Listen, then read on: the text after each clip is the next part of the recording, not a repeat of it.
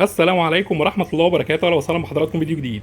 فيديو النهارده ان شاء الله عن لوحات التحكم. معانا حضراتكم لوحة تحكم خارجة شحن ان شاء الله. لوحة تحكم حضراتكم 5 مرحلة، راكب عليها ترموستات فوكس كوري 2001 دي لتشغيل دفاية وشفاط وخلايا تبريد وتايمر. حضراتكم شغال على الشفاط للتهوية وسحب الامونيا من داخل مكان التربية. الشفاط حضراتكم بياخد امرين، الامر الاول من الترموستات في حالة ارتفاع درجات الحرارة تنخفض معانا درجات الحرارة يقلب تاني اوتوماتيك تايمر للتهوية وسحب الامونيا من داخل مكان التربية. وتايمر تاني حضراتكم شغال لي خلايا التبريد. وتايمر تالت شغال معانا للفانات. واخر حاجه معانا حضراتكم شغال معانا الرطوبه، الترموستات الاس تي 501 ممتازه جدا في تظبيط درجات الرطوبه اوتوماتيك. ولمبه لقراءه الفولت ومفتاح الطوارئ بنضغط عليه لا قدر الله في حاله اي مشكله. بنشوف حضراتكم تقفيل اللوحه من الداخل. طبعا زي ما واضح امام حضراتكم بالنسبه للتقفيل بيكون على اعلى مستوى.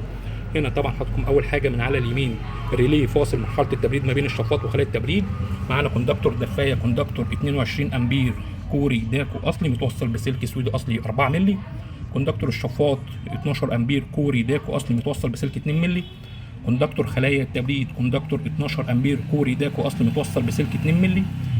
ومعانا حضراتكم كوندكتور الفانات 12 امبير كوري داكو اصلي متوصل بسلك 2 مللي. واخر حاجه معانا حضراتكم كوندكتور الرطوبه كوندكتور 22 امبير كوري داكو اصلي متوصل بسلك سويدي 4 مللي. ليه حضراتكم ركبنا كوندكتور 22 امبير للرطوبه؟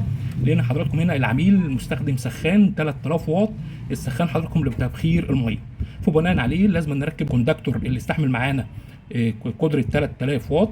ركبنا حضراتكم كوندكتور 22 امبير كوري داكو اصلي. يعني حضراتكم لوحات التحكم مش بيكون تصنيع عشوائي، لا بنسال العميل حابب حضرتك هتشغل ايه على اللوحه، وبناء عليه بنركب الكوندكتورات اللي تشيل معانا الاحمال، كمان السلك اللي يستحمل معانا الاحمال.